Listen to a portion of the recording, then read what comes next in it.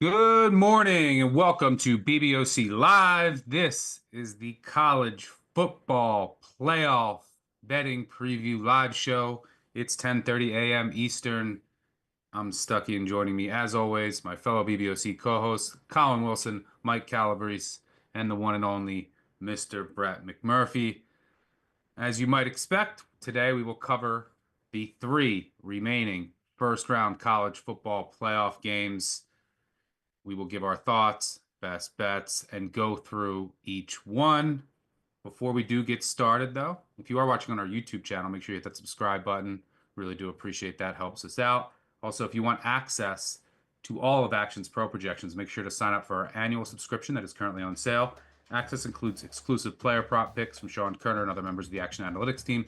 You also get access to exclusive expert articles, our best spread, money line, and total bets, and real ticket and money percentages.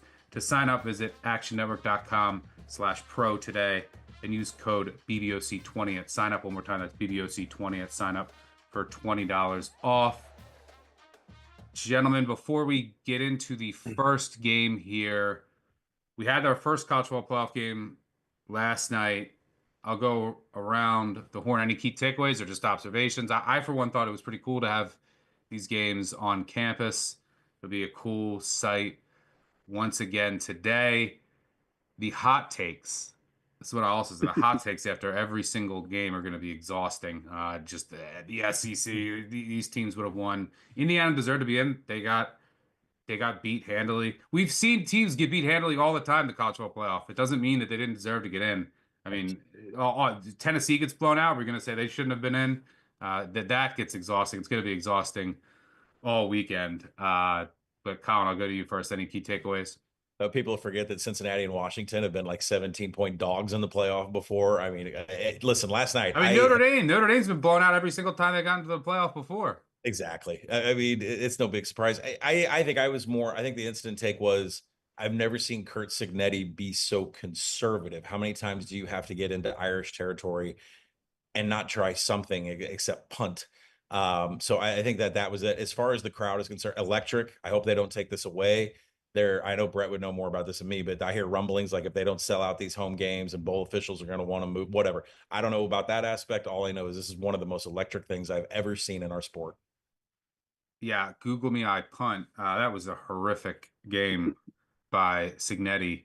I mean, you're a touchdown dog on the road, and in the presser he said, "Well, our offense wasn't working." Okay, well, you still got to try punting on down 17, just waving the white flag in a winner go home game, punting the whole entire game in opponent territory, kicking that field goal on 4th and 3, fair catching every kick, running draws on 3rd and 10.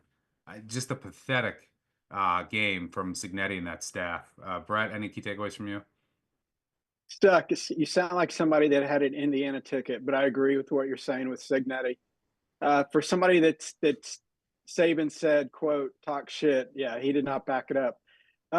Basically, what Colin mentioned about the home playoff games, I think the opposite's going to happen. From people I talk to, they want to have more playoff games on campus. There's going to be a real tug of war with the bowls. Certainly, they don't want to lose any more playoff games out of the bowl system. Obviously, starting the next round in the quarterfinals. So that's something to look forward to next year and the years after that. But yeah, like literally one play in, I had this tweet stored for 6 months, and I believe it more than ever. With 100% certainty, we should play every college football playoff game on campus except for the title game. Put that in a neutral site. I nominate the Rose Bowl as an all-time championship site. But yeah, I just think of that game last night. If it would have been in a dome in Atlanta, how dead it would have been. But being in the elements, being on campus, and if you move the games back to when students are actually still on campus, I think it would even be crazier. So we'll see. That I think they'll tweak with the format in the coming years. Cowboys. Yeah, I agree with the sentiment that it was just far too conservative. Cignetti was more Virginia Slims than a cowboy killer when it came to his game plan in this one. And it's also worth noting, I think, when you look at the Irish moving forward, it would have been such a different game if Indiana scores first and there's more pressure on Leonard to be a passer and not necessarily just leaning on the running game the entire time. Notre Dame is just one of those teams that they're perfectly constructed to play with the lead and to be able to have the dynamic legs of Leonard and the numbers advantage in the run game when he runs those powers and when he's in the read option game.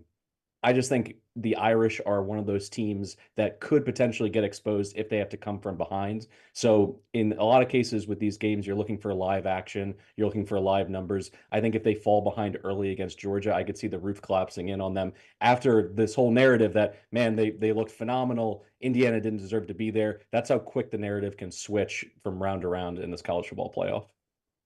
Yeah, I mean, the Notre Dame offense is very limited. I mean, even if you look yesterday, that Love 98-yard run was amazing. Safety takes a bad angle. There was a bad run fit, but other than that, they averaged less than 3 yards per carry. You know, Leonard was just checking down all game, and they executed. That game, I think, was more about the Notre Dame defense and the defensive front. We'll see how healthy they are up there with a key injury. But they get to go against Georgia with the backup quarterback. A lot of uncertainty there. We'll talk about that during the week on the podcast. Let's get into today's games. Let's start with the first one.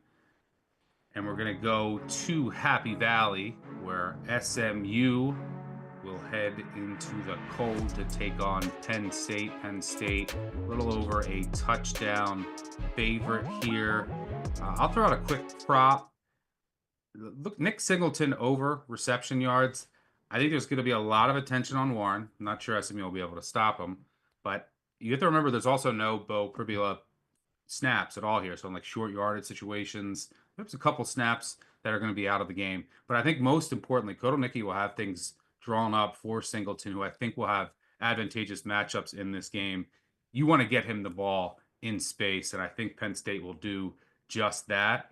So I think Singleton's going to have a big day. He's now fully healthy. If you look at some of his numbers throughout the whole season, he wasn't healthy the whole year. Now, especially with the time off, I think he's primed for a big game at home. Colin, I just mentioned Warren. That's where you're headed. Yeah, I think Singleton is the reason why I'm going with Tyler Warren over 74.5 yards and not Tyler Warren to be first TD scorer, anything like that, because I think Singleton gets all of the looks down at the red zone. But I love Tyler Warren in this matchup over 74.5 yards. SMU defense has been heavily targeted by tight ends from other teams. Clemson went to the tight end 8 times and had 5 catches. Virginia never targets a tight end. They had 5 targets, 5 catches, but the big one was Boston College, who targeted the tight end 16 times for 12 catches. There is something in the film that is saying SMU can be attacked, and that points to Tyler Warren getting a lot of yards here. I do think Singleton gets the look in the red zone. Warren averages about 10 targets per game over the last 5 games. He averages 12.1 yards on 37 catches. Do a little mathematics. Our limit here is going to be 88 yards on the over for his yardage. And by the way, for a side total, anything, I do like the under in this game, but it's sitting on like, total like 52.5. It's not that big of a number. I believe a first half under I'm going to come in because of the cold, because of the offenses and defenses feeling out each other. It seems like every bowl game we've watched, it's taken a quarter for every offense to figure it out. So probably a first half under coming in after the show. Brett, you like the home team here? Yeah, I do.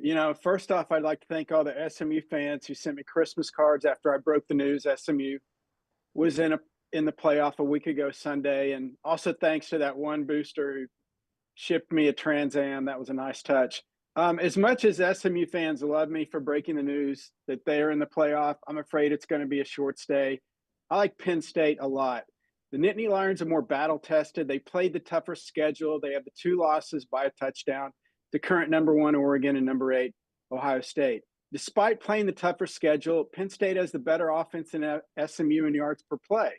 Led by Abdul Carter, they're better on defense, better defensive numbers and yards per play, per game, points allowed, you name it. However, I'm burying the lead. The biggest impact will be the home field advantage. I think SMU struggles in the frigid conditions, but what sealed it for me is you look at SMU's road schedule this year. At Nevada, Louisville, Stanford, Duke, Virginia. Are you kidding me? I've been in libraries that are louder. Now compare that to what atmosphere the Mustangs will encounter today in front of 106,000 crazed fanatics at Happy Valley. Penn State wins and covers the number in a whiteout. What libraries have you been in, Brett? I've read about them. Okay. It's been a long, long time ago. They had the sea scrolls in mind. The Red Sea Scrolls. I'm curious to watch if Penn State does lose this game or is like getting beat handily. What happens to the Ohio State line? Last night we saw when Indiana was getting blown out, some of the sharper books, we saw like SMU got hit a little bit, Tennessee got hit a little bit. But what's the narrative on the Big Ten if like Penn State gets blown out heading into the Ohio State game? Because your two data points will not be very strong. Interesting to watch. But I agree with you. I think Penn State will win this game. But it's big game, James. You never know. Calabrese, what are you seeing here?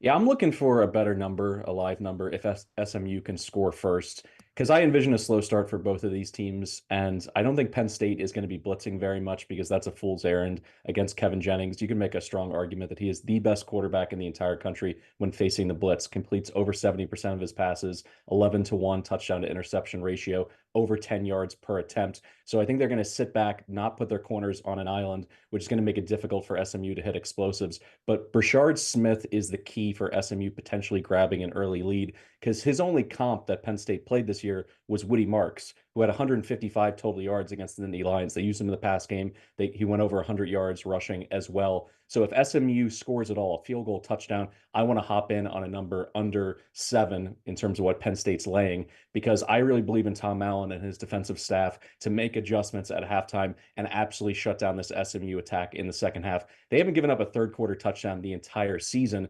And I think what they're going to do is they're going to swarm them in the second half. And the last part of it is, in terms of a slow start for Penn State, and why, if you're holding, a ticket before the game kicks off, don't panic if it's a slow start, because Perbula was that change of pace player and certainly helped them in short yardage. We'll see if that means that Warren is getting more of those snaps, but I think there's going to be a little bit of feeling out for Kotelnicki, who finally unlocked the running game in the Big Ten title game. I have faith in him, but we were waiting all season to see a masterful game plan. Let's see if he can make it 2 in a row. Yeah, and I'm curious to see how effective Penn State can be running the ball. It's another reason why I like the Singleton prop, is that I do believe in the SMU run defense. They are very strong. They do have great pedigree along that defensive line. So I think they're going to have to do more damage through the air, but should be an interesting battle kicking off in a little over an hour. Let's move to the second game later this afternoon in Austin between Clemson and Texas. Texas, a little under a 2-touchdown favorite here. Clemson, of course, not many thought would be here. Snuck in the ACC championship game, beat SMU, and now they will head to Austin. I don't show a ton of value, but I would look at Texas here. I make the number a little over 2 touchdowns. We're getting pretty close to 2 touchdowns. I just think the talent discrepancy is too large for Texas. I think you're going to see that the most is along the offensive line. The Texas offensive line, which should be healthier, is elite. The Clemson offensive line has some leaks that I think Texas can take advantage of. I also think Texas will be able to run the ball more efficiently, which should set up everything else. And maybe we see Quinn Ewers look healthier. He's dealing with some injuries, had some time off here. You also might get your left tackle back. You just look at what Clemson has done this year when they stepped up in class. Really wasn't pretty going to Austin here. I get that Dabo can play the us against the world underdog card, but I just think that these two teams are pretty wide apart, pretty far apart when it comes to talent. The only things that I worry about with Texas, red zone scoring. Can they finish their drives? Special teams. Can they avoid the special teams blunders? And then Ewers, will he just not throw the ball to the other team? I think another interesting angle here is you could see some arch packages, which I think makes Texas more versatile and interesting offensively. So I think this is going to be a fairly easy Longhorns win. Colin, I know you disagree. What are you looking at here? Well, I think it's really important because you and I preach this all the time on the podcast, and we have for years. Market entry means everything. This thing opened up Texas minus 11. I tweeted out, this is going to move. It should be around 14 and a half. By the time you and I are podcasting, it's 12 and a half. You're trying to goat me on the board. we settle on a 13, I still make the statement this thing is going up. It's up. It's 13.5. I think it'll be 14 because parlay cards are going to be a big deal today with all of the favorites. So if we can mark it at 13, I am going to take Clemson 13.5 here on the show. If I see a 14, I'm going to hit that before we get to the game. And there are just certain things that are advantages for Clemson in this matchup. I know they were absolutely terrible against SMU in the box. They had a 30% post-game winning expectancy. But if you look at this, the edge rushers for Clemson have a massive advantage over these Texas offensive tackles. Kelvin Banks should be back on that line, but he only played 7 snaps against Texas A&M. He didn't play against Georgia at all. We don't really know what his health is. He has to be back. But TJ Parker is 4th in the nation in tackles for loss. He's one of the best edge rushers in the nation, and he plays both edge positions. So he could go over and face Cameron Williams, who has been horrific in run and pass the offense blocking over the last 2 games. And then when you look at Quinn Ewers to struggle, I mean, yeah, it goes by the coverages, right? Primarily, you're going to see cover 1 and cover 3 against Clemson. Ewers hasn't made many mistakes against cover 3, but when he has a single high safety, his negative play rate doubles, and he is going to see that today against Clemson. And finally, Klubnik has been pretty good under pressure this year. He has really improved since he first got on campus at Clemson. He's going to go up against a Longhorn secondary that is 57th in creating contested catches. They're 83rd overall in total PBUs. So there is a little avenue for Clemson to get on the board and try to keep us within 2 touchdowns.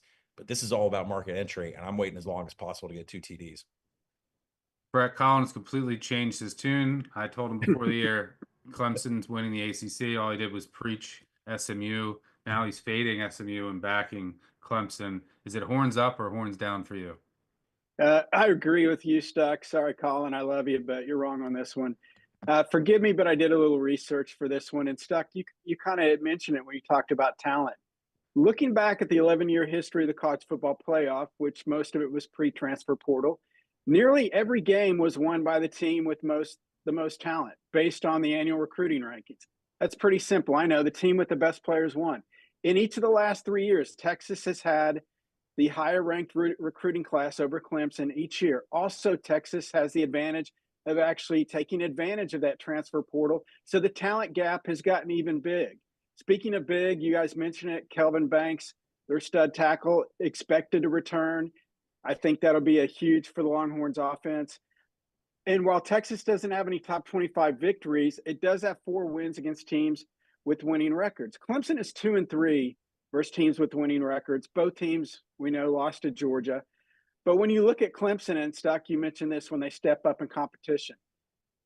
Clemson blown out by Georgia, lost to Louisville, lost to South Carolina. They did beat SMU in the ACC title game, but they were outgained by more than 100 yards. I think like last night's Notre Dame Indiana game, I think these first round games are going to be lopsided for the home team, especially today in Austin. Hook 'em. I'm taking Texas and laying 13 or 13.5, whatever number you guys decide on. It's not going to matter. The Horns pull away at the end. Calabrese? I'm going to go with a Quinn Ewers prop, and I'm going to fade him in multiple ways. I'm going to go under 263.5 on his passing yards, under 1.5 passing touchdowns. If you parlay those together, it pays out 2-1. It's pretty simple. He's got a high ankle sprain. I know he's had time to heal, but that's one of those injuries that can flare up instantly.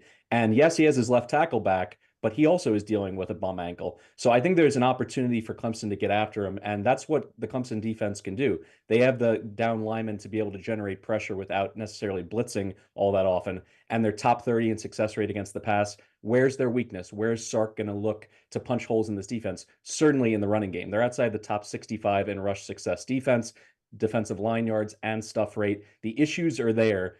But what's interesting, in all the years that Dabo's been there, they usually have great fundamentals. But when it comes to tackling, they just haven't been up to snuff this season. And it's the reason why they're 119th in the country in yards allowed after contact. That's unforgivable in a spot like this because I think, as you pointed out, Texas just has the better players. And even though they're down to their third option in the backfield, I think there's going to be a lot of yards to be gained on the ground. And that's where this is going to go in this game. And finally, this Quinn Ewers passing prop, the yardage side of it, I think it's inflated just because of the Georgia game. He goes over 300 yards against the Bulldogs. All of a sudden, this starts bubbling up 10 to 15 yards off of where I have it pegged.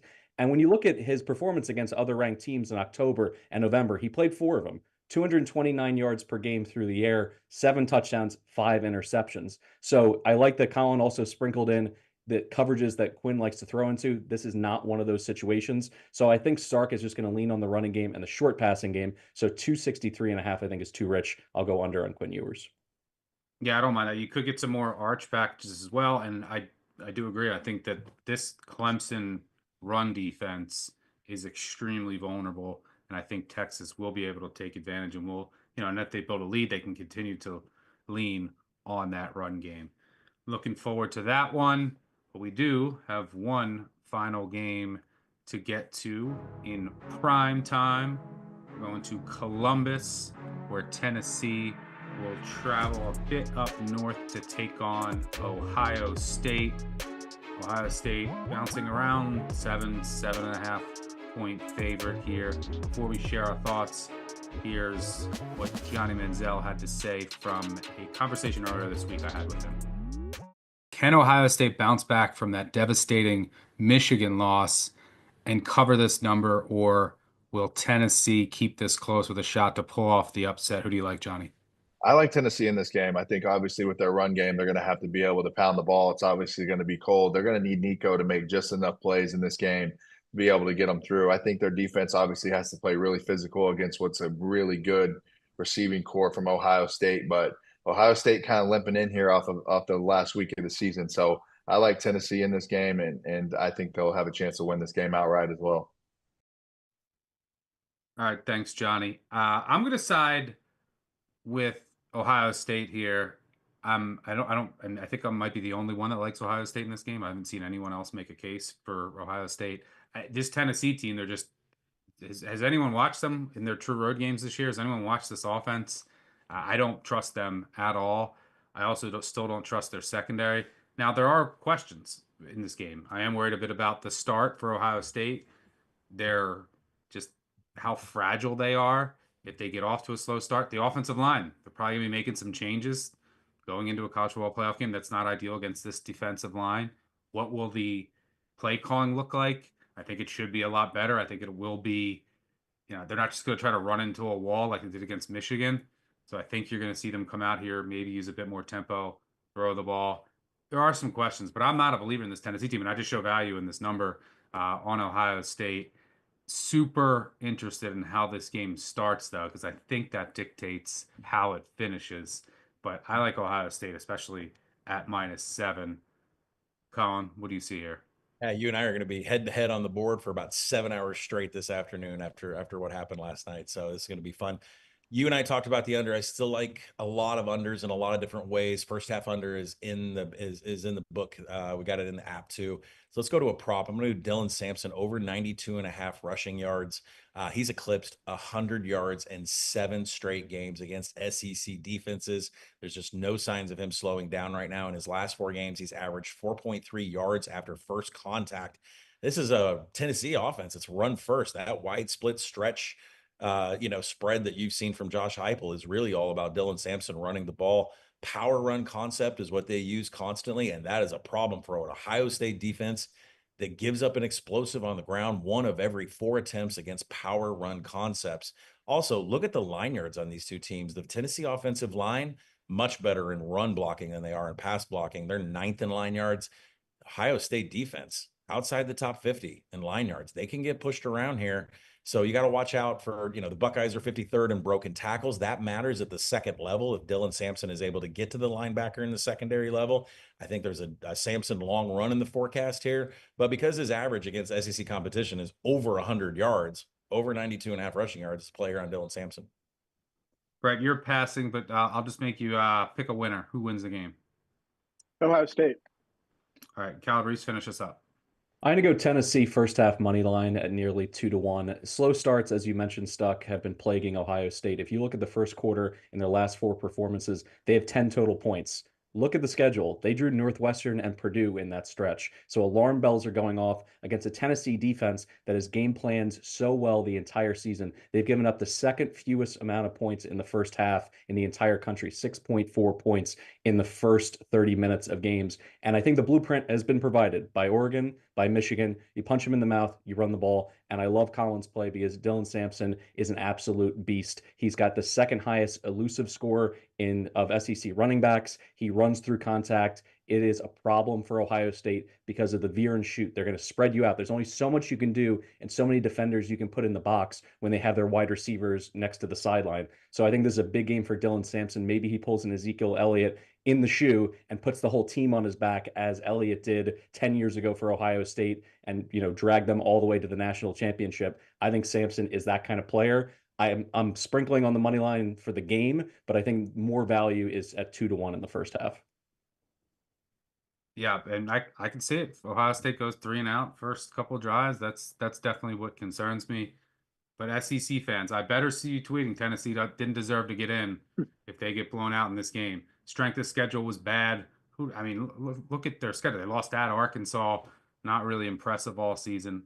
Better see those tweets. Be consistent. All right, that'll do it for us. One final reminder, if you want access to all of Action's pro projections, make sure to sign up for our annual subscription that is currently on sale. Access includes exclusive player prop picks from Sean Kern and other members of the Action Analytics team. You also get access to exclusive expert articles, our best spread money line and total bets, and real ticket money percentages. To sign up, visit actionnetwork.com/pro today and use code BBOC20 at sign up. One more time, that's BBOC20 at sign up for $20 off. That'll do it for us. Thanks to Colin, Brett, Mike for joining me. Thanks to our producer on the back end. Most importantly, thanks to all of you for joining the show. 959 Bad Beat, not too late to ever call our voicemail. Make sure you subscribe to our podcast. We'll preview every single bowl game and the rest of the college football playoffs coming up. We'll be back same time next week. Good luck on all of your wagers today and throughout the rest of bowl season. We'll see you next week. Cheers.